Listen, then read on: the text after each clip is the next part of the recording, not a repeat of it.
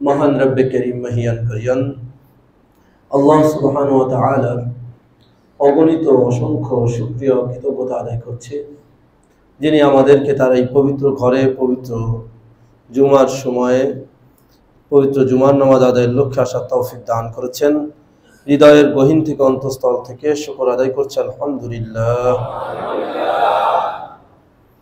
আল্লাহ সুবহানাহু ওয়া তাআলা আমাদেরকে সৃষ্টি করেছেন তার একমাত্র ইবাদতের লক্ষ্যে। ইবাদত কিভাবে করব, কোন তরিকায় হবে, এটার কোনো পথ পদ্ধতি রূপরেখা আমাদের জানা নেই। তো এটা জানার পদ্ধতি কি হবে, কিভাবে ইবাদত করব, এর পদ্ধতি দুইটা। একটা হলো নিজের মেধা, নিজের চিন্তার মধ্যে যা আসবে তাই দিয়ে ইবাদত করব। আরেকটি হলো না, যার ইবাদত করব তিনি বলে দিবেন, এটা হলো আরেকটি। যেমন আমাদের বড়রা আমাদেরকে শিক্ষা দিয়েছেন, উস্তাদরা, আলহামদুলিল্লাহ নাহমাদুহু ওয়া নাস্তাঈনুহু ওয়া নাস্তাগফিরুহু ওয়া নু'মিনু বিহি ওয়া নাতাওয়াক্কালু আলাইহি ওয়া নাউযু বিল্লাহি মিন শুরুরি আনফুসিনা ওয়া মিন সাইয়্যাতি আ'মালিনা।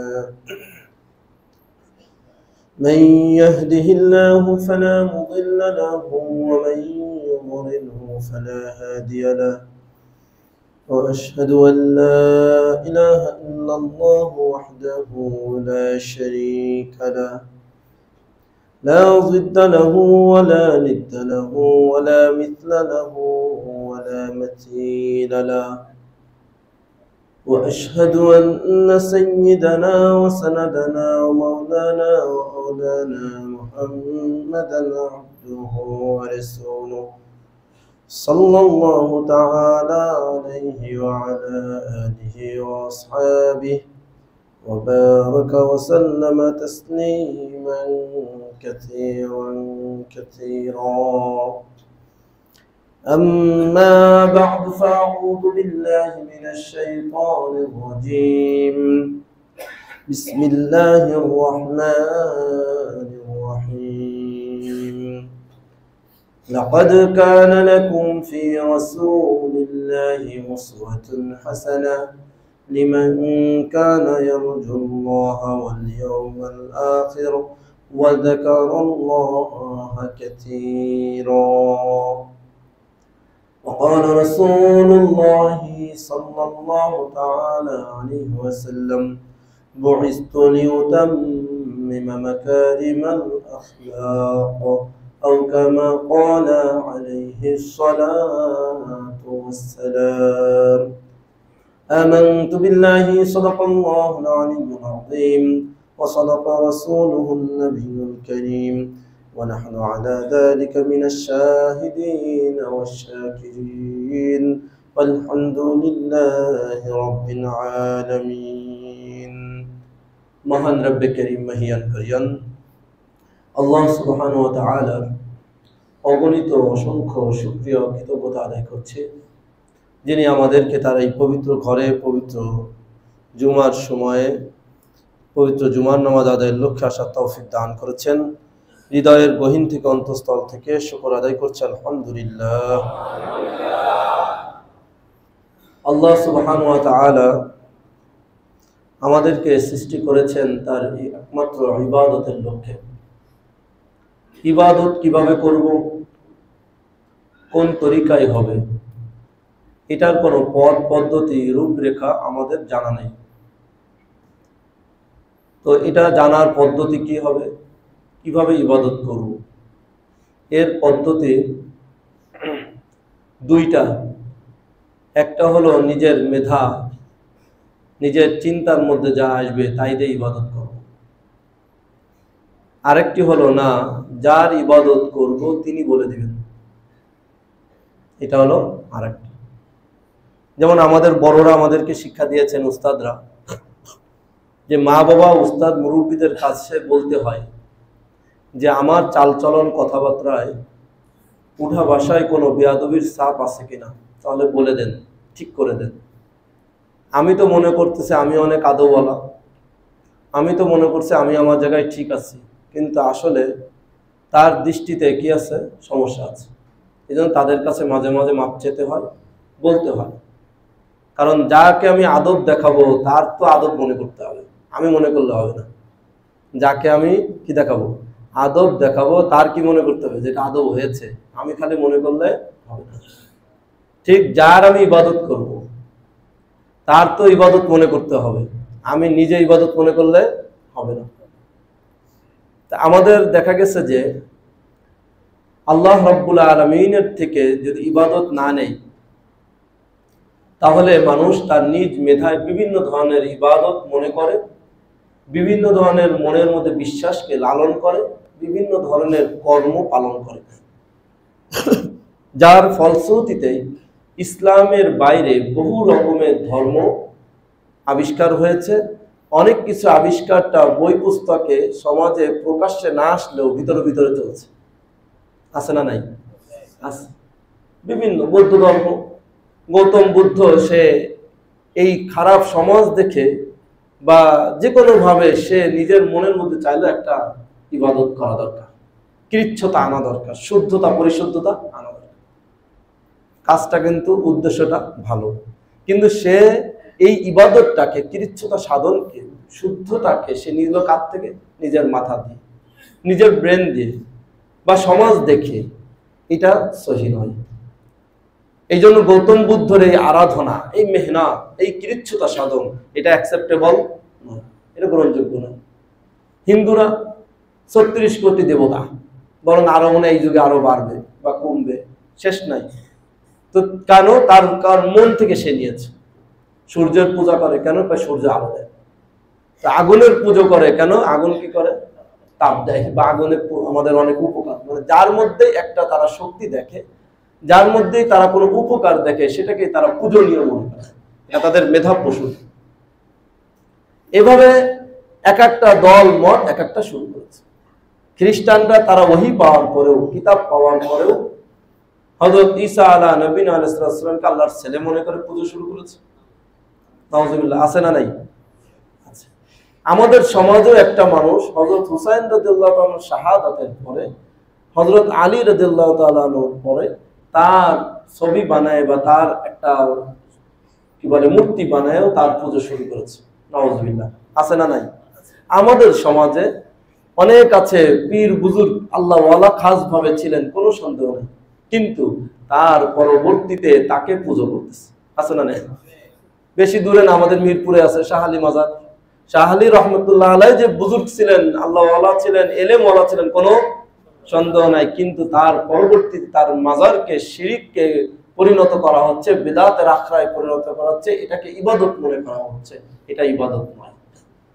তাহলে আমার নিজের মনের মধ্যে যতই আবেগ তাড়িত হই না কেন, যতই ভালো মনে হোক না কেন, সেটা ইবাদত নয়। এ তো গেল বাইরের কথা। ইবাদতের মধ্যেই আসেন। 3টার সময় নামাজ পড়া বৈধ না অবৈধ? আছে না নাই? 3টা নিষিদ্ধ সময় আছে কিনা? আমাদের এখানে ওই যে বোর্ডের মধ্যে দেওয়া হয়েছে নামাজের 3টা নিষিদ্ধ সময়। এই সময় যদি আপনি নামাজ পড়েন, শিরিক করেন নাই, কারে সিজদা দিয়েছেন? আল্লাহকে, তারপর এটা জায়েজ হবে? আল্লাহ খুশি হবেন না নারাজ হবেন? তাহলে বোঝা গেল কি নিজের মন মতন করার কোনো সুযোগ নেই। অতএব একমাত্র আল্লাহ থেকেই নিতে হবে। আল্লাহ তাআলা এর নজির বিভিন্ন যুগেও দেখিয়েছেন। বিশেষ করে এই শেষ যুগে এসে ঈসা আলা নবীনা আলাইহিস সালাতু ওয়াস সালামকে আসমানে উঠিয়ে নেওয়ার পরে 570 বছর পৃথিবীর মধ্যে কোনো নবুয়ত ওহী আল্লাহ দেন নাই। 570টা বছর পৃথিবীতে কোনো নবী ছিলেন না। এই সময় মানুষ কি হয়েছে? এই সময় মানুষ না খেয়ে মরছে। এই সময় মানুষের ব্যবসা বাণিজ্য বন্ধ হয়ে গেছে। এই সময় পৃথিবী পুরো ধ্বংস হয়ে গেছে। এই সময় পাহাড় পর্বত সব নষ্ট হয়ে গেছে, নদী শুকিয়ে গেছে নাকি? কি হয়েছে? মানুষ ছিল না। মানুষ কি ছিল না? কি হয়েছে? তাহলে গরু হয়ে গেছে। মানুষ থাকলেও গরু ছাগলের থেকে খারাপ হয়ে গেছে, কুকুর বিড়ালের থেকেও খারাপ হয়ে গেছিল, যাকে বলা হয় বর্বরতা বা জাহিলিয়াত। এই যে আইয়ামে জাহিলিয়াত, বর্বরতার যুগ, এটা সর্ব সমাজে সর্ব ইতিহাসে স্বীকার করে না? করে না? করে। কিন্তু ওই সময় কি কোনো সিভিলাইজেশন ছিল না? কোনো সভ্যতা ছিল না? পড়ালেখা ছিল না? সবই ছিল। রোমান পারস্য বড় দুইটা শক্তি ছিল না? ছিল না? ছিল। এখন যেরকম আমেরিকা রাশিয়া চীন ইত্যাদি আমরা পরাশক্তি, শক্তিদার, বিশ্ব শক্তি মনে করি, তখনও ছিল। তাহলে তারপর আইয়ামে জাহিলিয়াত বর্বর কেন মনে করা হয়েছে, কেন বলা হচ্ছে? সর্ব ইতিহাসবিদরাও লিখেছে কেন বলে, কারণ হলো তাদের কাছে একটাই অভাব ছিল, যে তাদের কাছে নবী ছিল না, ওহী ছিল না, নবুয়ত ছিল না, আল্লাহর পক্ষ থেকে ইবাদত করার কোনো রূপরেখা পদ্ধতি তাদের কাছে ছিল না, যার কারণে তারা শেষ হয়ে গেছে। সেই সময় কি কিছু মানুষ ইবাদত করে নাই? সেই সময় তো করছে। কেউ তারকার পূজা করেছে, কেউ মূর্তি পূজা করেছে। কাবা ঘরের মতন এই ঘরের মধ্যে তারা 360টা মূর্তি রেখেছিল, একটা দুইটা না, শত শত মূর্তি রাখছে না রাখে নাই পবিত্র ঘরে। কখন রাখে? যখন আল্লাহকে হারিয়ে ফেলে, আল্লাহকে তো খুঁজে পাচ্ছে না, তখন কি করবে? মূর্তির কাছেই তো যাবে, মনের কাছেই যায়। আর মন শয়তান, শয়তান থেকে কি মনের মধ্যে শয়তান প্ররোচনা দেয়, এরপর মূর্তি বিভিন্ন শিরকের মধ্যে লিপ্ত হয়। তার 570টা বছর নবী নবুয়ত না থাকার কারণে মানুষ বর্বরে পৌঁছেছে। এত বর্বর হয়েছে যে মানুষ ছিল না, মানুষের খোলসটা বাকি ছিল, ভিতরে কোনো মনুষ্যত্ব বলতে, মানবতা বলতে কিছু ছিল না। নারী পুরুষ শিশুর কোনো ইজ্জত সম্মান পৃথিবীতে ছিল না, কোনো ইনসাফ বলতে কিছু ছিল না। জুলুম, নির্যাতন, জেনা, ব্যভিচার, মদ, গাঁজা, মানে এক কথায় সমাজটা পুরো বিধ্বস্ত, নষ্ট ছিল। এখন এই সমাজের মধ্যে যখন আল্লাহ রাব্বুল আলামিন প্রিয় নবী মুহাম্মদ রাসূলুল্লাহ সাল্লাল্লাহু আলাইহি সাল্লামকে পাঠালেন, এই সমাজ আবার ফিরে আসলো, একটি সোনালী সমাজ পেল। এ নিয়েও কোনো ইতিহাসবিদের মতভেদ নেই, না আছে? সাহাবায়ে কেরামের সমাজকে, তাদের এই সোনালী যুগকে কেউ প্রশ্ন করতে পেরেছে, খারাপ বলতে পেরেছে? পারে নাই, পারবে না। মানুষের অধিকার ফিরে পেয়েছে। নারী তার শুধু অধিকার পায় নাই, সর্বোচ্চ সম্মান পেয়েছে। মা বাবা তার ইজ্জত পেয়েছে, মুরব্বীরা তার যথা সম্মান পেয়েছে, শিশু নাবালকরা তার যথা অধিকার, স্নেহ, মমতাকে ফিরে পেয়েছে। রাষ্ট্র সরকার তার অধিকার পেয়েছে, শ্রমিক তার অধিকার পেয়েছে, মালিক তার অধিকার পেয়েছে। এক কথায় পৃথিবী আলোকময় হয়ে গিয়েছে এবং বর্বর মানুষগুলো স্বর্ণের মানুষে পরিণত হয়েছে। এক একজন এক একটা আইডলে পরিণত হয়েছে তার সোহবতে, নবী সাল্লাল্লাহু আলাইহি সাল্লামের সোহবতে এবং তার আদর্শ। এ কথা শতসিদ্ধ কথা। নবী সাল্লাল্লাহু আলাইহি সাল্লাম এই সাহাবায়ে কেরামকে সোনালী বানাতে যে বর্বর থেকে কি করেছিলেন? একটা কোম্পানি বানাইছিলেন, ব্যাংক প্রতিষ্ঠা করেছেন, সায়েন্স ইউনিভার্সিটি প্রতিষ্ঠা করেছেন, মেডিকেল ইউনিভার্সিটি প্রতিষ্ঠা করেছেন, টেকনোলজি শিখাইছেন, কৃষিকর্ম শিখিয়েছেন। এইভাবে ভালো বানাইছেন নাকি? বরং এগুলো থেকে আরো নবী সাল্লাল্লাহু আলাইহি সাল্লাম শিখেছেন, ওনাদের থেকে কি করছেন? শিখেছেন। উনি এজন্য আসেন নাই। উনি কি করেছেন? উনি তাদের ফল, আত্মাটার মধ্যে যে অমানসিকতা, অমানবিকতা, বর্বরতা, জুলুম, নির্যাতনের একটা রেখা পরিপূর্ণ কালো বানিয়ে ফেলেছিল, সেই আত্মাগুলোকে পাক করে সোনার মানুষে পরিণত করেছে। এই জিনিসটা আজকে আমরা বুঝতেছি না। আজকে উন্নয়নের শেষ নাই, টেকনোলজির শেষ নাই। সেই যুগের থেকেও উন্নয়ন আর টেকনোলজি, ভাষা, সাহিত্য, অর্থে কম না বেশি, কিন্তু আবার সেই মানুষ সেই চরিত্রে ফিরে গেছে না যায় নাই? কেন গেল? কারণ আমাদের মধ্যে সে আবার নববী আদর্শ ফিরে আসছে না, আবার সেটা প্রতিষ্ঠিত হচ্ছে না, প্রতিস্থাপিত হচ্ছে না। যার কারণে আবার মানুষ চেহারা থাকলেও ভিতরে অমানুষের চরিত্রগুলো, হীন হায়নার মতন অভ্যাস আমাদের রয়ে গেছে। এখনো নারীরা লাঞ্ছিত, এখনো বঞ্চিত, এখনো শিশুরা স্নেহ মমতা ঠিক মতন পাচ্ছে না, এখন মুরব্বীরা শ্রদ্ধা পাচ্ছে না, এখন ওলামায়ে কেরাম তার মর্যাদা পাচ্ছে না, এখনো কি রাষ্ট্র সরকার তার অধিকার পাচ্ছে না, এখন প্রজারা তার সঠিক কি শাসন পাচ্ছে না। কোনো কিছুই নাই, না আছে? কেন নাই? কারণ হলো সেই নবী সাল্লাল্লাহু আলাইহি সাল্লাম এবং তার আদর্শ প্রতিষ্ঠিত হয় নাই। সহজ কথা।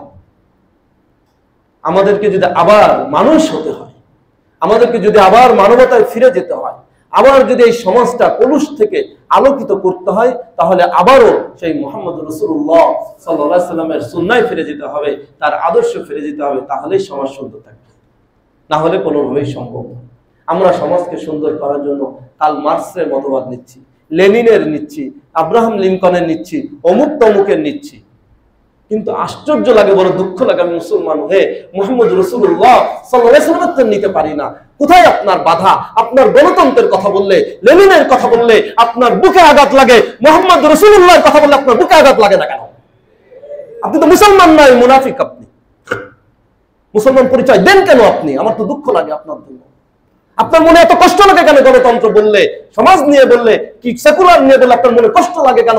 কিসের কারণে? কারণ আপনার দিলে আল্লাহ নবী সাল্লাল্লাহু আলাইহি ওয়াসাল্লামের মহব্বত আর সুন্নাহর ভালোবাসা নাই নাই নাই। যদি থাকতো আপনার লেনিনের প্রতি মহব্বত আসতো না, আব্রাহাম লিঙ্কনের প্রতি মহব্বত আসতো না, কার্ল মার্কসের প্রতি আসতো না। যারা সমাজে বিবর্জিত, যারা স্বীকৃত, যারা নষ্ট, যারা ভ্রষ্ট, তাদেরকে নিয়ে আপনি আজকে লাফালাফি করছেন। তাদের আদর্শকে প্রতিষ্ঠা করার জন্য নিজের যৌবনকে দিয়ে দিচ্ছেন, নিজের অর্থকে দিয়ে দিচ্ছেন, নিজের সংসারকে বিলীন দিচ্ছেন, নিজের সমাজকে শেষ করছেন। কিন্তু আল্লাহ নবী সাল্লাল্লাহু আলাইহি ওয়াসাল্লামের রেখে যাওয়া এই সুমহান সুন্নাহকে নিয়ে আপনি কোনোভাবেই কোনো এগোচ্ছেন না, নিজের জীবনে আনতেছেন না, সমাজেও প্রতিষ্ঠা করার কোনো ফিকির আপনার দেখা তো যায় না, বরং আপনি দিলের মধ্যে এগুলো বললে কষ্ট পান। তার মানে তো আপনি মুনাফিকের থেকেও খারাপ। মুসলমান পরিচয় দেন কেন? কিভাবে আপনি দাবি করেন? সোজা কথা, আপনি আদর্শ মন রাখছেন একজনের আর নামাজ পড়বেন আর একজনের, এটি কিভাবে সম্ভব? আজকে জুমা পড়তে এসেছেন, কার জুমা? লেনিনের না আব্রাহাম লিঙ্কনের? বোঝেন নাই কথা? আল্লাহ নামাজ 2 রাকাত পড়বেন কার তরিকায়? রসুলের তরিকায় পড়বেন আল্লাহর জুমার নামাজ, আর বের হয়ে গেলে চলবেন হলো কি লেনিনের মতবাদে। এটা কই পাইছেন? নবী আলাইহিস সালাম, সাহাবায়ে কেরাম রাদিয়াল্লাহু তাআলা আনহুম মসজিদ এবং মসজিদের বাইরে আল্লাহ রাসূলের সুন্নাতের বাইরে কোনো কিছু করেছেন, প্রতিষ্ঠা করেছেন, দেখান, বাস, তাহলে আমরা মেনে নেব। এর দ্বারা তো শান্তি আসবে না। নামাজ তো আগেও ছিল না, ছিল না। রোজা আগেও ছিল না, ছিল না। হজ আগেও ছিল না, ছিল না। তাহলে নামাজ, রোজা, হজও তো ছিল, কিন্তু নিজেদের মত মতন ছিল, আল্লাহর নবীর তরিকায় ছিল না, আল্লাহর দেওয়া তরিকায় ছিল না। সমাজ ছিল, ব্যবসা বাণিজ্য ছিল, বিচার ছিল, আইন ছিল, কিন্তু কার সিস্টেমে ছিল? সব যার যার মনে চেয়েছে তাই তাই ছিল, আল্লাহ আল্লাহ রাসূলের তরিকায় ছিল না।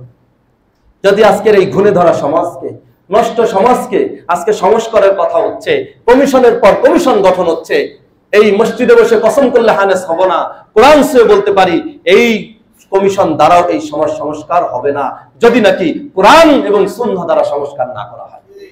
কোরআন সুন্নাহর কমিশন যতদিন গঠন না হবে, হবে না। চোরের জায়গা চোর প্রতিষ্ঠিত হবে, জালেমের জায়গা জালেম প্রতিষ্ঠিত হবে। এই সহজ জিনিসটা আমরা বুঝতেছি না। আমরা খুব গাছের পাতা কাটা নিয়ে কাজ করছি। অনেক গাছ আছে, ডাল কাটলে আবার পাতা বাড়ে, আছে না? নাই? পাতা কেটে দিলে আবার একটু কি করে গাছটা বড় হয়, পাতা খোলে, ডাল খোলে। অথবা ওই যে কি বলে আরেক গাছ এসে লাগিয়ে দেয়, পরগাছা বা ইত্যাদি গজায় কিনা। এই যে সমাজ ব্যবস্থা, সবকিছু পরগাছা চলছে। বা গাছের ডাল কাটছি, গোড়া কাটতেছি না, গোড়া তো 20 গাছ হয়ে রয়েছে। যদি এই সমাজকে ভালো করতে হয়, আল্লাহ রাসূল সাল্লাল্লাহু আলাইহি ওয়াসাল্লামের সুন্নাহ ছাড়া কোনো উপায় নেই। আল্লাহ তাআলা বলেন, লাকাদ কানা লাকুম ফি রাসূলিল্লাহি উসওয়াতুন হাসানাহ লিমান কানা ইয়ারজুল্লাহা ওয়াল ইয়াওমাল আখির ওয়া যাকারাল্লাহা কাসীরা। নিশ্চয় অবশ্যই তোমাদের জন্য আল্লাহ রাসূলের মাঝে সর্বোত্তম নমুনা, মডেল আর আদর্শ রয়েছে। কোন ব্যক্তির? যার মধ্যে 3টা গুণ পাওয়া যাবে, সে নবীকে মডেল হিসাবে নিবে। 1, যে আল্লাহকে পেতে চায়। 2, যে কিয়ামত দিবসকে পেতে চায়, অর্থাৎ কিয়ামত দিবসের সফলতা পেতে চায়। 3, যে সর্বদা বেশি বেশি আল্লাহকে স্মরণ করে। এই 3 ব্যক্তি, 3 গুণওয়ালা লোক আল্লাহর নবীর মধ্যে মডেল পাবে। যার মধ্যে এই 3 গুণ নাই, সে আল্লাহর নবীর মডেল মানবে। যে লেনিনকে পেতে চায়, যে আমেরিকার খুশি চায়, সে গণতন্ত্র চায়। যে চীনের খুশি চায়, সে সমাজতন্ত্র চায়। যে অমুককে খুশি চায়, সে তার মতবাদ চায়। আর যে আল্লাহকে খুশি চায়, সে আল্লাহর নীতি চায়। আর যে কিয়ামতের মাঠকে চায়, অর্থাৎ সে জানে কাল কিয়ামতের মাঠে আমার আল্লাহর কাঠগড়ায় দাঁড়াতে হবে, সেদিন পুঙ্খানুপুঙ্খানু সব হিসাব দিতে হবে। আমার কর্মনামার, আমার আমল নামার, এমনকি আমি মনের মধ্যে সত্য কি রেখেছি তারও সেদিন হিসাব দিতে হবে। এ কথা যে জানে, এ কথা যে বিশ্বাস রাখে, সে কিয়ামতের মাঠে জানবে যে মনের মধ্যে কি লেনিন মতবাদ, কার্ল মার্কস মতবাদ, আব্রাহাম লিঙ্কনের মতবাদ লালন করেছি, নাকি আল্লাহ তাআলার মতবাদকে লালন করেছি। মতবাদ নাউজুবিল্লাহ ভুল হলো, আল্লাহর দ্বীনকে লালন করেছি, আল্লাহর বিধানকে লালন করেছি। সেই জিনিসটা যে চিন্তা করবে, সেই তো কিয়ামতের মাঠের এই হিসাবটাকে যে বুঝবে, যার এই কথার বিশ্বাস আছে, সে দুনিয়াতে এটাই চিন্তা করবে। সে দুনিয়াতে আল্লাহকে নিয়েই ভাববে, আল্লাহর দ্বীনকে নিয়ে ভাববে, কোরআনকে নিয়ে ভাববে, হাদিসকে নিয়ে ভাববে। তিন নম্বর, যে সব সময় আল্লাহর জিকিরে রত থাকবে, আল্লাহকে স্মরণ থাকবে, আল্লাহর কথাই বলবে, তার জন্য আল্লাহ নবীর সুন্নাহ লাগবে। আর যে সব সময় সারাদিন খালি America America, Russia Russia, Bharat Bharat, India India, চীন চীন, এরকম যে করতে থাকবে, সে তো ওগুলোরই জিকির নিয়েই থাকবে। এখন আছে না নাই? সমাজের মানুষের মাঝে চায়ের কাপে ঝড় তুলছে, বইয়ের পাতায়, পত্রিকার কলামে, সোশ্যাল মিডিয়া খালি আমেরিকা চীন রাশিয়া ভারত ইন্ডিয়া, এইগুলো আসেনি আল্লাহ রসুলের কথা। তাহলে যে আল্লাহ, যে যার হাদিসে নবী ইসলাম বলেন, যে যে জিনিসকে ভালোবাসে সে সেই জিনিসের জিকির বেশি করে। কি আছে না নাই? যে দেখেন বউ বাচ্চারে ভালো লাগে, অফিসে গেলেও বউ বাচ্চার গল্প বলে, ক্লাসেও একটু বলে, ওই সময় পাইলেই বউ বাচ্চার একটু গল্প চালায় দেয়। কারণ কি? এটা সে কি বেশি বেশি ভালোবাসে। যে মারে বাপরে বেশি ভালোবাসে, তো একটু সুযোগ পাইলে মা বাবার গল্প বলে। যে পাখিরে ভালোবাসে, সুযোগ পাইলে পাখির গল্প বলে। যে বিড়ালের ভালোবাসে, সুযোগ পেলে বিড়ালের গল্প বলে। কি আছে না নাই? আর আজকাল যুগে সেলফি তুলে ফেসবুকে দেয়, যেটারে ভালোবাসে সেটাই ফেসবুকে পোস্ট করে। কি কথা বলছেন? আল্লাহ নবী ইসলাম বলেছেন, যে যে জিনিসকে ভালোবাসে সে সেই জিনিসের বেশি জিকির করে। যখন সে বেশি আল্লাহ জিকির করবে, বোঝা যাবে সে কাকে বেশি ভালোবাসে, আল্লাহকে। যদি আমি মুসলমান হয়ে থাকি, আসলে যদি অন্তরের মধ্যে এই বিশ্বাসটুকু থাকে যে আমি আল্লাহর গোলাম, আল্লাহর বান্দা, আল্লাহকে বিশ্বাস করি, আল্লাহর থেকে এসেছি, আল্লাহর কাছে ফিরে যেতে হবে, তার দ্বিতীয় কোনো আর ওয়াজের দরকার নেই। সহজ কথা। কিন্তু দুঃখজনক হলো সত্য, ওয়াজ বহুত করা হচ্ছে, এই জিনিসটা মনের মধ্যে জমতেছে না। বলতেছেন হুজুররা বা বিভিন্ন ওয়াইজরা বিভিন্ন জায়গায়, এই কথাটা বুঝতেছি, আমি মনের মধ্যে জমাতে পারতেছি না। কারণ হলো আমাদের কলবের উপর মেহনতটা ভালো করে হচ্ছে না। এই একদিন জুমার বয়ান শুনেই মেহনত হয় না। এটা এখন আছে, একটু পরে ভুলে যাবেন। যদি এইসব মুখস্থই থাকতো, তা আপনারাও তো আল্লামা মুফতি হয়ে যেতেন। যা 52টা সপ্তাহ শোনেন, কি বোঝেন? যে কোনো মসজিদে হোক, সব হুজুরাই তো কোরআন হাদিস দিয়েই বলেন। যদি 5টা 10টা হাদিস শুনতে থাকেন, 52 সপ্তাহে কয়টা হয়? 520টা কোরআন হাদিস হয়। কম নাকি? অনেক সাহাবী আছে 520টা হাদিসও জানতেন না। তা আপনারা তো তার থেকে বেশি জানেন। কিন্তু এইটা মনে শুনতেছেন, এই কান্দে ওই কান্দে চলে যাচ্ছে। কিন্তু সাহাবায়ে কেরাম এরকম শুনতেন না, তারা সোহবাতে থাকতেন। ইসলামের যে যতটুকু পারতেন, যত সময় পারতেন, বেশি বেশি সোহবাত নিতেন, বেশি বেশি সোহবাত নিয়ে ওগুলো জমিয়েছেন। সোহবাত দরকার। আমরা সোহবাত ছেড়ে দিছি। আমরা মসজিদ থেকে বের হয়ে বাজে লোকদের, অনিসলামী লোকদের, অনৈতিক লোকদের সোহবাতে যাচ্ছি, এই জন্য জমতেছে না। আপনি খুব ভিটামিন খেলেন, ভালো ভালো ফলমূল খেলেন, একটু পরে বিষ খেলেন 1 ফোঁটা, কি হবে? এখন দোষ দিবেন এই ফলগুলো গেল কই এত টাকা? কারণ ওই 1 ফোঁটা বিষ আপনার সব নষ্ট করে দিচ্ছে। আজকে এই যে 1টা ঘন্টা কষ্ট করে মসজিদে এসে বসে থেকে ধৈর্য ধরে জুমা পড়লেন, বয়ান শুনলেন, খুতবা শুনলেন, নামাজ পড়লেন, দোয়া করলেন, ঘরে গেলেন, একটা বিষ 1 ফোঁটায় শেষ। একটা ইউটিউবের গান দেখলেন, নাটক দেখলেন, এই দেখলেন, ওই খারাপ কথা শুনলেন, অমুক শুনলেন, শেষ। এই যা মেহনত সব শেষ এই বিষের উপর। এখন তো দোষ দিবেন, কি শিখাইলো মসজিদে, এই সব নষ্ট হয়ে গেল। বুঝাতে পারি নাই। 1 গ্লাস দুধের মধ্যে, পানির মধ্যে 1 ফোঁটা পেশাব দিলে কি হয়? দুধ হয়ে যায়। নষ্ট হয় না? হয় না। কেন হইলো? কারণ খারাপের প্রভাবটা বেশি। এই জন্য আল্লাহ তাআলা বলেছেন, ইয়া আইয়ুহাল্লাযীনা আমানুত্তাকুল্লাহা ওয়া কুনু মা'আস সাদিকিন। ও ঈমানদাররা, আল্লাহকে ভয় করো আর এর জন্য নেককার লোকদের সোহবতে থাকো। আপনার তাকওয়ার জন্য নেককারদের সোহবত ছাড়া কোনো দ্বিতীয় উপায় নেই। এই জন্য তো সাহাবীদের নাম সাহাবী হয়েছে। সাহাবীদের নাম, সাহাবী মানে কি? অতি সংস্পর্শতা অর্জনকারী। বেশি বেশি নবী সাল্লাল্লাহু আলাইহি ওয়াসাল্লামের সোহবত তারা পেয়েছে। এই জন্য দিন মানার জন্য এক তো আমরা পেলাম, ইবাদতের জন্য আল্লাহর পদ্ধতি নিতে হবে। 2 নম্বর, সেই পদ্ধতি যারা চলেন মানেন তাদের সোহবতেও বেশি থাকতে হবে। তাহলে আমি এই দিনের উপর স্থায়ীভাবে অবিচলভাবে চলতে পারবো। আমার ইবাদতটা সঠিক হবে, যোগ্য হবে। নচেত আমার এই ইবাদত হয়তো কিছুদিনের জন্য থাকতে পারে, পরে আবার থাকবে। হঠাৎ করে দেখবেন একটা মানুষ টুপি দাড়ি রেখে সামনের কাতারে নামাজ পড়ে বুজুর্গ হয়ে গেছে, আবার নাই হাওয়া। কি হলো? কারণ হলো সে সোহবত পায় নাই। কি পায় নাই? সোহবত পায় নাই। এটা হলো এমন যে কারেন্ট আছে তাই ফ্যান ঘুরতেছে, কারেন্ট চলে যাবে ফ্যান ঘোরা হয়ে যায়, বন্ধ হয়ে যায়। কারেন্টের সোহবত যতক্ষণ আছে ততক্ষণ লাইট আলো দিচ্ছে, ফ্যান বাতাস দিচ্ছে। এরকম দিনের সোহবত, তাকওয়ার সোহবত যখন আপনার মধ্যে নিরবিচ্ছিন্ন থাকবে, আপনার থেকে আলো বাতাস বের হতে থাকবে দিনের। আর যখন বিচ্ছিন্ন হয়ে যাবে তখন আলো বাতাস থেকে আপনিও যাবেন, দুনিয়াও যাবে। তাই নবী সাল্লাল্লাহু আলাইহি সাল্লামের সুন্নাহ ছাড়া, নবী ইসলামের আদর্শ ছাড়া কোনো উপায় আমাদের নেই। আজকে আমাদের নবী সাল্লাল্লাহু আলাইহি সাল্লামের মিলাদুন নবীকে নিয়ে খুব জোরে সোরে কথা বলা হচ্ছে, আনন্দ উল্লাস করা হচ্ছে, এমনকি আল্লাহ মাফ করুক নাউযুবিল্লাহ ঈদ পর্যন্ত ঘোষণা দেওয়া হচ্ছে কিনা? ঈদে মিলাদুন নবী বলা হয় নাকি বলা হয় না? ঈদে মিলাদুন নবী, ঈদ মানে খুশি শাব্দিক অর্থে। শরীয়তের পরিভাষায় ঈদ একটি ইবাদত, আল্লাহ আল্লাহ রসুলের তরিকায় পালন করার নাম কি? ঈদ। এবং সেই ঈদ পালন করাটাও ফরজ ওয়াজিব, আবশ্যকীয়। ইসলামী শরীয়তে ঈদ মাত্র কয়টা? দুইটা, একটা হলো ঈদুল ফিতর আর একটা হলো ঈদুল আযহা। তৃতীয় কোনো ঈদ নাই। অর্থাৎ শরিয়ার নিয়মে আল্লাহ আল্লাহ রসুলের পদ্ধতিতে আনন্দ করে ইবাদত বা হিসাবে আনন্দ করার তৃতীয় কোনো পদ্ধতি নাই। যদি থাকতো তাহলে আল্লাহ নবী ইসলাম নিজে পালন করে দিতেন। যদি থাকতো সাহাবায়ে কেরামরা যেমন পালন করতেন, তাবিঈন পালন করতেন, সালাফে সালেহিন পালন করতেন। 604 হিজরি পর্যন্ত এই মুসলিম উম্মাহ কোনোদিন তৃতীয় কোনো ঈদ পালন করেন নাই। 604 হিজরিতে যে ইরাকের মৌসুল নামক নগরীর বাদশাহ মুজাফফরউদ্দিন সে ঈদে মিলাদুন নবী আবিষ্কার করে। খ্রিস্টানদের 25শে ডিসেম্বরের ঈদ দেখে, বড়দিন দেখে, তাদের ঈসা আলাইহিস সালামের জন্মদিন পালন দেখে তারা আমাদের নবীরও জন্মদিন পালন শুরু করে। নাউযুবিল্লাহ। আল্লাহর নবীকে আমরা ভালোবাসি আসলে, না সাহাবায়ে কেরাম বেশি ভালোবাসেন? সাহাবায়ে কেরাম আসল ভালোবাসতেন। সেই সাহাবীরা তো আনন্দ করতে যে ঈদ পালন করলেন না। তাবিন সালাফে সালেহিন দিন যত যাচ্ছে আমরা কমতেছি না? আমরা কম, বাস্তব আমরা তো কমই, ওনাদের মতন আমরা করতে পারতেছি না, কিন্তু তারা তো পালন করলেন না, আমরা করতেছি। ইবাদত হিসাবে পালন করার কোনো সুযোগ নাই। ইবাদত যদি এটা হতো তাহলে নবী সাল্লাম এই ওয়াজিব তরক করে গেছেন। নাউযুবিল্লাহ। কি বুঝেন এই কথা? সাহাবায়ে কেরাম এই ওয়াজিব তরক করে গেছেন, তাই না? বরং তো নাউযুবিল্লাহ বলা হচ্ছে এটা নাকি সব ঈদের বড় ঈদ। নাউযুবিল্লাহ। তাহলে সেই ওয়াজিব তরক কে করে গেছেন? নবী ইসলাম সাহাবে। এটা জয়ীফ হাদিস কেউ দেখাতে পারবে না যে নবী ইসলাম সাহাবে কেন। হ্যাঁ, নবী তার জন্মদিন কিন্তু পালন করছেন।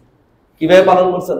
নবী সাল্লাল্লাহু আলাইহি ওয়াসাল্লাম প্রতি সোমবার রোজা রাখতেন। সাহাবায়ে কেরাম আরজ করলেন, ইয়া রাসূলুল্লাহ আপনি প্রতি সোমবার রোজা রাখেন কেন? কি ডায়েট করেন? হ্যাঁ, নাকি কি? কথার কথা আমাদের ভাষায় নবী সাল্লাল্লাহু আলাইহি ওয়াসাল্লাম উত্তর দিলেন, আল্লাহ তাআলা এই দিন আমাকে জন্মদান করেছেন, সেটার শুকর হিসাবে আমি সোমবার রোজা রাখি। কি বোঝেন নাই? তাহলে নবী সাল্লাল্লাহু আলাইহি ওয়াসাল্লামের জন্মদিন যদি পালন করতে হয় কিভাবে? খেয়ে না খেয়ে? আর আমরা হলো সিন্নি রুটি, জিলাপি। তাহলে বোঝা গেল আমরা হলো সব হলোকে দুধ খা মজনু, রক্ত দিয়া নয়।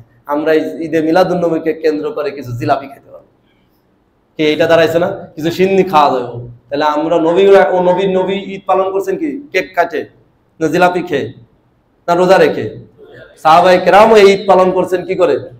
রোজা রেখে। এবং এই ঈদ বছরে একবার করছেন না প্রতি সপ্তাহে? বছরে 52 দিন তিনি পালন করেছেন এই ঈদকে। কথার কথা যদি মানে ওদের ভাষায় বলি। আর তোমরা বানাও হলো জিলাপি আর সিন্নি। আল্লাহ মাফ করুক। নাউযুবিল্লাহ। নবী সাল্লাল্লাহু আলাইহি ওয়াসাল্লামের জন্ম অবশ্যই নিঃসন্দেহে দুনিয়ার মানুষের মধ্যে সবচেয়ে বেশি আনন্দের জিনিস, সবচেয়ে বেশি খুশির জিনিস, এতে কোনো সন্দেহ নেই। এটা অস্বীকার করলে ঈমান থাকবে না। নাকি বোঝাতে পারি নাই?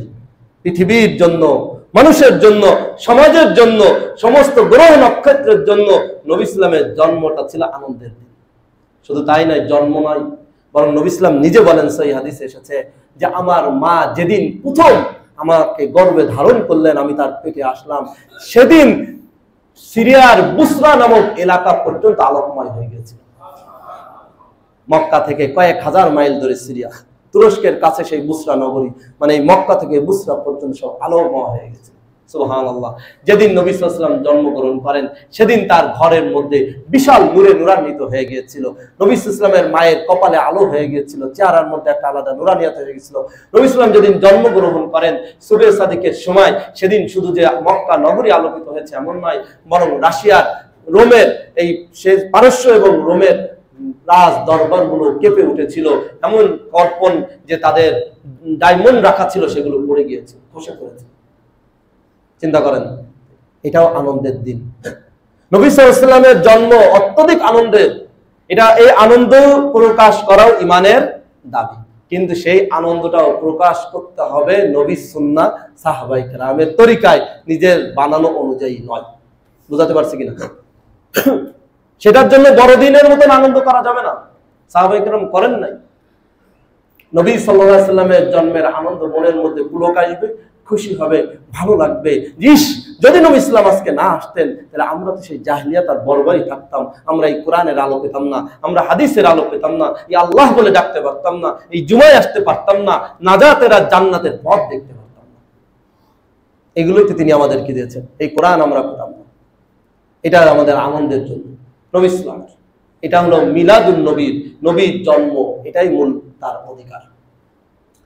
নবী সাল্লাল্লাহু আলাইহি ওয়াসাল্লামের শুধু জন্মে শেষ নয়, বরং জন্মের পর থেকে মৃত্যু পর্যন্ত সিরাতুন নবী, নবী সাল্লাল্লাহু আলাইহি ওয়াসাল্লামের জীবন চরিত্র পুরাটাই আমাদের আদর্শ, পুরাটাই আমাদের আনন্দের, পুরাটাই আমাদের মানার জিনিস। আল্লাহ তাআলা কোরআনে কোথাও বলে নাই খালি নবীর জন্ম নিয়ে আনন্দ করে আর কিছু করা লাগবে না, এটাই নাজাত পেয়ে যাবে, আজিলাফি খাও, এটা বলেন নাই। কি বলছেন? নবীর অনুসরণ করতে হবে, নবীকে মানতে হবে। তো নবীকে মানার জন্য নবীর সিরাত দেখতে হবে। নবীর জন্মের পরে নবী ইসলাম কি করেছেন সেটা আমাদের জন্য শিক্ষা। শিশু নবীর থেকে আমাদের শিক্ষা, কিশোর নবীর থেকে কিশোর শিক্ষা, যুবক নবীর থেকে আমাদের শিক্ষা, মধ্যবয়সী এবং একজন পরিবারের অধিকর্তা হিসাবে, স্বামী হিসাবে নবীর শিক্ষা, সন্তান হিসাবে নবীর শিক্ষা, একজন শ্রমিক হিসাবে নবীর শিক্ষা, ব্যবসায়ী হিসাবে নবীর শিক্ষা, একজন নবী হিসাবে, একজন ইমাম হিসাবে, একজন রাষ্ট্রপ্রধান হিসাবে, এক কথায় কোন গুণ ছিল না, সর্বমোহী শিক্ষা আমাদের জন্য রয়েছে। সবগুলো গ্রহণ করাই হবে আমাদের জন্য আসল মিলাদুন নবী এবং সিরাতুন নবী। কিন্তু আমরা ওই পরের টুক নিতে চাই না, এটা নিলে তো কষ্ট আছে, প্রথম থেকে তো মজা আছে, জিলাপি খাইলেই শেষ, কি এইটুকে আনন্দ না, এইটুকেই শেষ হয়ে যায়, দেখে বহুত মহব্বত হয়ে যায়। কিন্তু না, নবী সাল্লাল্লাহু আলাইহি ওয়াসাল্লামের পুরাটা জীবন চরিত্রের শিক্ষাটা নেয়াই হবে আসল সিরাতুন নবী এবং আসল মিলাদুন নবী। আর এটা শুধুমাত্র বছর একদিনের নয়, এটা কতদিনের? সারা বছরের, সারা জীবনের, মৃত্যু পর্যন্ত পুরাটা সময় নবী সাল্লাল্লাহু আলাইহি ওয়াসাল্লামের সিরাতকে নিয়েই আমাদের চলতে হবে। কিন্তু দুঃখজনক হলো সত্য, নবী ইসলামের সিরাত জানি না, পড়ি না, মানি না।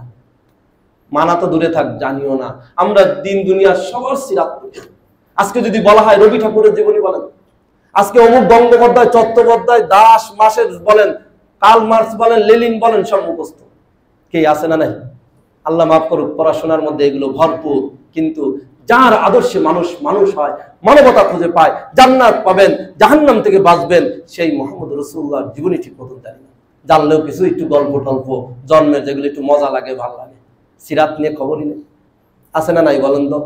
কয়জন দাঁড়াইলে বলতে পারবো নবী ইসলাম কি কি গুণের অধিকারী ছিলেন, নবী ইসলামের সুন্নাহ কি কি আছে? অজুর মধ্যে 18টা সুন্নাত আছে, নামাজের মধ্যে 51টা সুন্নাত আছে, এটা পারবেন? আজকে জুমার দিনে নবী ইসলামের কি কি সুন্নাহ আছে, কতটুকু আমল করে এসেছে, আছে খবর? আমি মসজিদেরটা বাইরে রাখলাম, মসজিদের বাইরেটা বাদ দিলাম। বলেন আমার জীবনে নবী সিরাতুন নবীর কতটুকু আছে? আমি স্বামী হিসাবে কতটুকু ঘরের মধ্যে, আমি বাবা হিসাবে কতটুকু নবীর আদর্শ পালন করতে পারি, আমি ছেলে হিসাবে আমার বাবা মার সাথে কতটুকু নবীর সিরাত পালন করছি, আমি কি বলে রাষ্ট্রপ্রধান হিসাবে কিভাবে করছি, প্রজা হিসাবে কি করছি, শ্রমিক হিসাবে কি করছি, মালিক হিসাবে আমি কি করছি, জানিও তা না। আমি পুরা নবী ইসলামের হোল লাইফটাই, পুরা জিন্দগিটাই তো আমাদের জন্য অনুসরণের, তার মধ্যে আমাদের শান্তি এবং মানবতা রয়েছে, জানিও না। সিরাত ছাড়া তো আমাদের চলার কোনো উপায় নাই, কিন্তু সিরাত নিয়ে কোনো পড়াশোনায় নাই। বড় দুঃখজনক, আমাদের শিক্ষা ব্যবস্থার মধ্যে সিরাতুন নবী কিছু ছিল, 4 খলিফার জীবনী ছিল, কিন্তু গত 16 বছরে এগুলো একে একে সব নিশ্চিহ্ন করে দেওয়া হয়েছে। নাউযুবিল্লাহ। আর সিরাত পড়বে না? নবীর কিছু সিরাত তো আগে পড়তো, কিছু জানতো, কিছু তাও মনের মধ্যে লালন করতো, কিছু অনুশোচনা আসতো, এখন সেটাও নাই। বড় দুঃখজনক। নবী সিরাত পাঠ করা জরুরি। যে ঘরে নবী সিরাত পাঠ করা হয় সেই ঘরে আল্লাহর রহমত নাজিল হয়। নবী সিরাত পাঠ করলে অভাব দূর হয়। নবী সিরাত পাঠ করলে মানুষের মনের মধ্যে শান্তি আসে, অশান্তি চলে যায়। আমি নিজে হলো গিয়ে তার একদম জ্বলন্ত প্রমাণ, আমার নিজের জীবনের অভিজ্ঞতায়। কোন এই এক সমস্যায় বলতে পারি, এখন তার বলতে ভয় নাই, নাস্তিক বিরোধী আন্দোলন করেছিলাম, যে নাস্তিকরা আল্লাহর নবীর চরিত্র নিয়ে অপমান করেছিল, ব্লগ লিখেছিল, তাদের বিরুদ্ধে সর্বপ্রথম বাংলাদেশে আমরা আন্দোলন করি। হেফাজত ইসলাম পরে হয়েছে, তার কারণে আমি অনেক বিপদে পড়েছি, ঝামেলায় পড়েছি, খুব অশান্তিতে ছিলাম। 3 দিন পরে আমার দিলের মধ্যে আল্লাহ দিলেন, তুই নবী সিরাত পড়, যে নবীর ইজ্জত নিয়ে তুই মেহনত করেছিস, পড়া শুরু করছে, আমার সমস্ত পেরেশানি চলে গেছে। যে শান্তি আমি ভোগ করেছি আমি বলতে পারবো না। একদম নিজের অভিজ্ঞতা বলছি। আপনি বড় পেরেশানিতে আছেন, অশান্তিতে আছেন, আপনি নবীর সিরাত পাঠ করা শুরু করেন, প্রতিটি শব্দ, প্রতিটি অক্ষর আপনার দিলের মধ্যে এক পুলক, এক আনন্দের ফলগু ধারা বহিয়ে দিবে ইনশাআল্লাহ। সিরাত নাই, বাচ্চাদেরকে নবী সিরাত পড়ান। আমার বাচ্চারা আলহামদুলিল্লাহ আদম আলাইহিস সালাম থেকে নবী সাল্লাল্লাহু আলাইহি ওয়াসাল্লাম প্রায় সিরাত সংক্ষেপে মুখস্থ করে ফেলেছে, এবং কোন এলাকার তাও বলতে পারে। ফিলিস্তিন সম্পর্কে মুখস্থ হয়ে গেছে, মসজিদ আকসা বলতে পারে, আকসা কি, ডোম কি, কোন জায়গা কি আছে। আমার 5 বছরের বাচ্চাও করে, 10 বছরের বাচ্চাও করে, দুই ভাই একসাথে এগুলোর মোজাকারাও করে। এগুলোর অ্যাপস নামাই দিছি, সে অ্যাপস থেকে মসজিদ আকসা দেখে, সফর করে আসে। 3D অ্যাপস বেরোইছে মসজিদ আকসা, বাইতুল্লাহ, মসজিদে হারাম, এগুলো সব চেনে আলহামদুলিল্লাহ। আমরা বাচ্চাদেরকে এটা শিখাই না, আমরা শিখাই কি আমেরিকা, কক্সেস বাজার, ওই জাফলং, ওই সাজেক ভ্যালি, ওই তো হ্যান ত্যান, এগুলো শিখাই, এগুলো ঘুরতে নিয়ে যায়। আমার বাচ্চার ভাল পরে এইবার হুজুর তাবিজ দেন, কথা শোনে না, বুঝে না কি দেন, তাবিজ দেন, বাচ্চা কথা শোনে না। আল্লাহ মাফ করুক, আল্লাহ হেফাজত করুক। আমাদের বাচ্চাদেরকে, সন্তানদেরকে নবীর সিরাতের উপর উঠাতে হবে, নিজেদেরও সিরাত চর্চা করতে হবে, মেয়েদেরকেও সিরাত শিক্ষা দিতে হবে। এই জন্য প্রত্যেকেই আহ্বান জানাবো, আজকের এই দিনে আমরা এই মসজিদে বসে নিয়াত করি, প্রত্যেকে এই এক যে কম সময় পাই, সে আগামী বছর এই 12 রবিউল আউয়াল আগে নবীর সিরাত শেষ করবো। কে ইনশাআল্লাহ নিয়াত করা যায় না? যারা আরো একটু যুবক আছে, সময় আছে, তারা 6 মাস টাইম নেই, যারা আরো সময় আছে 1 মাস টাইম নেই, এই রবিউল আউয়ালে পুরা আমার আল্লাহর নবীর জীবনীকে পুরা শেষ করবো। সম্ভব কি? সম্ভব না। আরে আল্লাহর কাছে তো কিয়ামত পর্যন্ত এতটুকু বলতে পারবো, আল্লাহ শয়তানের ধোঁকায়, নফসের ধোঁকায় সব সুন্নাত মানতে পারি নাই, কিন্তু নবীকে মুহাব্বত করে নবীর জীবনীটা পড়েছি, জেনেছি। হতে পারে ইনশাআল্লাহ, আশা করি এর উসিলায় আল্লাহ নবীর সাথে হাসর করবেন ইনশাআল্লাহ। অন্য দুনিয়ার কিছু নোবেল নাটক না পড়ে, উপন্যাস না পড়ে, আল্লাহ নবীর সিরাতটা পড়ি, সুন্নাতটা পড়ি জীবনে ইনশাআল্লাহ। আর আমি আমার পক্ষ থেকে এখানে অনেকবার বলেছি, কেউ দেখি সাড়া দেয় না, আল্লাহ জানি না কি বুঝ আছে। আমি আমার পক্ষ থেকে ঘোষণা দিচ্ছি আজকে আবেগের সাথেই, আলহামদুলিল্লাহ, আমি আমার ছোট পরিসরে যা পারি, যারা সিরাত পড়ে এসে আমাকে শোনাতে পারবেন যে হুজুর শেষ করেছি, পড়ে এসেছি, আমার পক্ষ থেকে সর্বোচ্চ ইনশাআল্লাহ পুরস্কার দেওয়ার আমি চেষ্টা করব। আর যদি কোনো ভাই সহযোগিতায় থাকেন, তাহলে আরো বড় বেশি কিছু হয়তো দেওয়া যাবে। এবং আমাদের বাচ্চা যারা আছে, শিশু যারা আছে, তাদেরকে সিরাত পড়ান। আপনার সন্তান যদি সিরাত পড়ে আসে আর যদি আমাকে শোনাতে পারে কিছু, আমি ইনশাআল্লাহ তাকেও পুরস্কৃত করব। আল্লাহ তাআলা আমাদের সবাইকে নবী সাল্লাল্লাহু আলাইহি ওয়াসাল্লামের সিরাত পড়ার, জানার, মানার তৌফিক দান করুক। আমিন। ওয়া আখিরু দাওয়ানা আলহামদুলিল্লাহ।